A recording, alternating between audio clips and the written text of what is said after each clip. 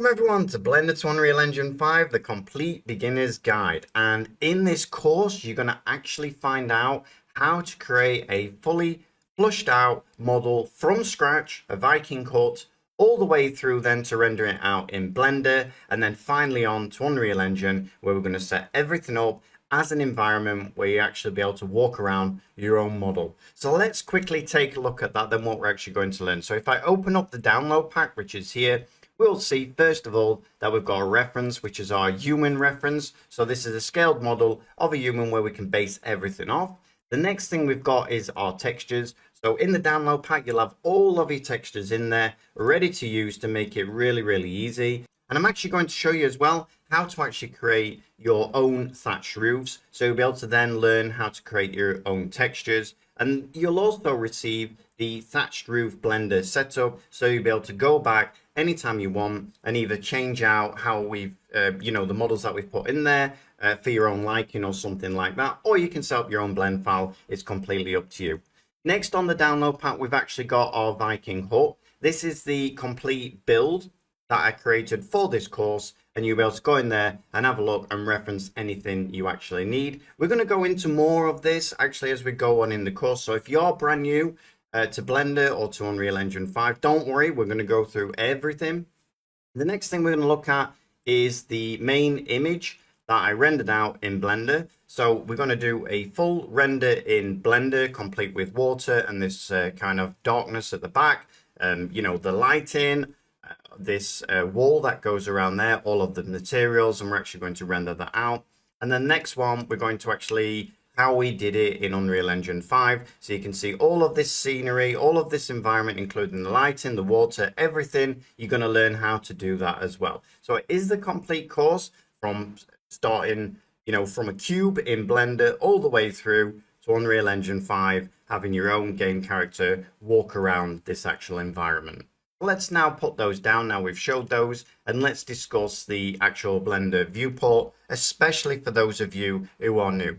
So the first thing I want to say is that this is Blender 3.63. You should be okay actually using anything above Blender 2.8. So those of you with older machines, you should still be absolutely fine. I don't think there's anything in this course actually that we're going to be using above Blender 3 or something like that, because most of the actual keystrokes or the menus are pretty much exactly the same. Now there is a big change coming in Blender 4, but we're not actually using that, and I don't think it's out till the end of the year. The other thing you'll notice is as I click around the screen, you will see down the left hand side here, all of my keystrokes are recorded. We're also going to be using a lot of the grease pencil just to illustrate things and make things a little bit more understandable. So just to reiterate, this course is aimed at beginners to Blender and Unreal Engine 5, but it's actually split into two, with me covering the Blender part and then Luke covering the Unreal Engine 5 part. So you could actually come to just the Blender part and do that, or you can go to the Unreal Engine part, or you can do both of them. It's completely up to you. Because it is a beginner's course, we're going to take it a little bit slower as well in the beginning and then speed up as we move forward. So don't worry if it's moving a little bit slow for you. We're trying to find that happy medium, and a bit later on it will be speeding up as we go along. If it is too fast, just actually go back, rewind, or actually slow down the process of what we're actually doing, because it's very hard to actually find a speed that fits everybody. So the first thing then is what we're going to do is first of all, I'm going to show you how to save out your file. So if you come to File, you'll come down to where it says Save As, and then what you're going to do is you're going to find where you're actually going to save it. So I'm going to call this Viking hut course process, like that. Press the enter button, press the enter button again, and then you won't be able to see it yet on my screen, but up on your screen you'll have a white kind of block there, and up there it'll say where it's actually saved out to. I think actually I can pull that down so you can actually see that. This is where it's actually saved to. Then if I come to File and I go to Save, you'll see that it just saves out straight to there. So you ain't got to go and import any new file or anything like that. If I come in now and actually move this around, so if I just grab this and just move it around, you'll see that there's a little star there. That just means that it's not actually saved out. So if you see that, it just means that it'll need saving, I would say, after every single lesson, just so you don't lose any of your progress. All right, let's put that back with Control Z. And now what we're going to do is I'm going to introduce you to actually moving around the viewport in Blender. This is especially useful if you're new to Blender. You will want to know how to move around the viewport, how to pan, and all that good stuff. Alright everyone, so on the next lesson what we'll be covering is how we came up with the idea of what we actually wanted to create, referencing, and all that good stuff that needs to come before starting anything. Alright everyone, so I hope you enjoyed the start of this, and I hope you're looking forward to actually getting on with the course, and I'll see you on the next one. Thanks a lot, bye bye. Hello everyone and welcome to the Basics of Blender part of the course. I recommend grabbing a pen and paper or a Word document and jotting down these keyboard shortcuts. Here we'll be going through the very basics of Blender and the keyboard shortcuts you will need. So with all that said, let's get started. So on the left hand side, you'll see I have key casting on. This will show you the keys I'm pressing in real time, and this will be on pretty much, if not all, of the entire course. The next thing I'd like to show you is any new keys we use. There will be a small animation that will appear down at the bottom right hand corner. This will only appear the first time we use that particular new key, and I think it really helps keep the flow of the lessons to a decent rate, both for beginners and those more familiar with Blender. Because they only appear once, they won't clutter up the screen, and there's always screencasting to rely on. Also down the bottom right hand side, you'll see a detailed animation of anything that needs more context. This is useful if you're new to 3D modeling in particular, because there's a lot of jargon and technical terms that need a decent explanation or more context of why we are doing something. I recommend then, if you need more information, jumping onto the Blender website and checking out their detailed explanations of pretty much anything Blender related. So now, when we mention Blender viewport, this is actually a viewport, you can see it. All of this grey area here is actually the viewport. Now, if we go to the UV editing bar up here, you'll see that over the left hand side, it's now in two screens. And if I say the UV editing viewport, all that means is just this grey box over here. So now let's go back to modeling and let's go a little bit further into how to move around in actual Blender. So the first thing I will discuss is that the middle mouse button, actually if you hold it down, you can rotate anywhere within the Blender viewport. And then if you want to zoom, it's just scrolling in and scrolling back. Now you can also press Ctrl Shift and the middle mouse, hold it down and then just push it forward or push it back, and you can scroll in very, very slowly. Now to pan, all you need to do is you need to hold Shift button and the middle mouse, and then you can pan from left to right. And to zoom to the object, which is very handy, let's say you're really far out and you really need to zoom to it, all you need to do is press the dot on the actual number pad, and that will zoom you right in to the object you want to zoom to. So for instance, if I'm zoomed out and I want to zoom to my light, for instance, it's very easy then to come across the scene collection, click on your light, press the dot on the number pad, and that will zoom you right in. Now the next thing we need to discuss is just deleting objects. So to click on an object, it's just left click, and then what you can press is you can press the delete key, and that will just delete it out of the way. So I've just deleted my light there, and now I'm going to come across to my camera and actually delete that out of the way as well. So the next thing I want to discuss is if we click on this cube and we press Shift D, what you'll notice if you move the mouse now, it's actually going to make a duplication of my actual cube. If I don't actually click anything on my mouse and I just click the right click button, it will drop that back in place. Now you can't see there's actually two cubes here at the moment, but there actually is. So we need to bring in a gizmo, and the gizmo is basically something that we can move things left and right, up and down, things like that. So if I press Shift Spacebar, come down, and you'll see we've got one that says move, and now we actually have our gizmo. And if I pull this to the right hand side, you can see now we can pull this away, and now we're able to move this around. You can also freely move this as well. If you press the G key, you'll notice if you've got it selected now, you can move it basically anywhere around the viewport. You can drop it back with the right click, or you can put it wherever you want it. So G, and then you click left click, and it will put it wherever I wanted it.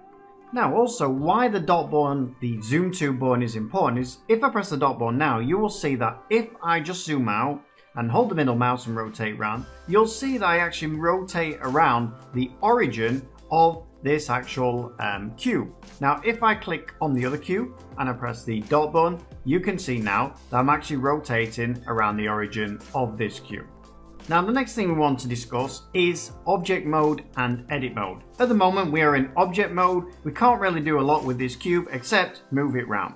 Now if I press the tab button, we will then go into edit mode, and in edit mode we can actually do a lot more things with this cube. So up on the top left hand side here, you will see that we've got 3 different icons. One of them, this one here, is vertices, the next one across is edges, and the next one across is face. Now if we're on vertices and we come over to this vertex for instance, I then, if I press shift spacebar to bring in my gizmo again, I then can move this around. Now if I come into edge select, I can grab the whole edge and move this around like so. Finally, if I come into face select, I can now grab a whole face and move it around like so. Now the other thing is, if we come to our vertex select, I can select a vertex. You can also select another vertex or another object or something else like that just by holding the shift button and actually clicking on the other vertex or the other object, or if we come to face select for instance, we can grab this face, shift select the second face, and this is how we can select multiple objects. Now the next thing we need to discuss is the axis. So we can see here we have a red axis and a green axis. Now just to show you what this actually relates to, if we come up on the top right hand side here where you've got these 2 interlocking balls and you click this little down arrow, you will see that we can turn on the Z axis. Now we're just going to turn this on just to show you what I mean. So if I turn that on now, you'll see another axis appears here. Now the green axis is representation of the Y. So if I want to scale this out on the Y, all I would have to press is S and Y, and now you can see I can scale it out along that axis.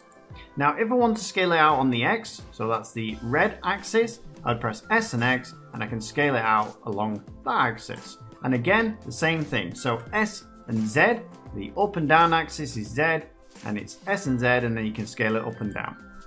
Finally as well, this is also important if we actually want to rotate it, because we'll rotate it on an actual axis. So what I'm going to do is I'm going to grab the whole of this by pressing the A button, and then I'm going to rotate it around. So I want to rotate it on the Y axis, so it's R, Y, and then you can see it will only rotate on the Y axis, and no matter where I put my mouse, it will always rotate on that axis.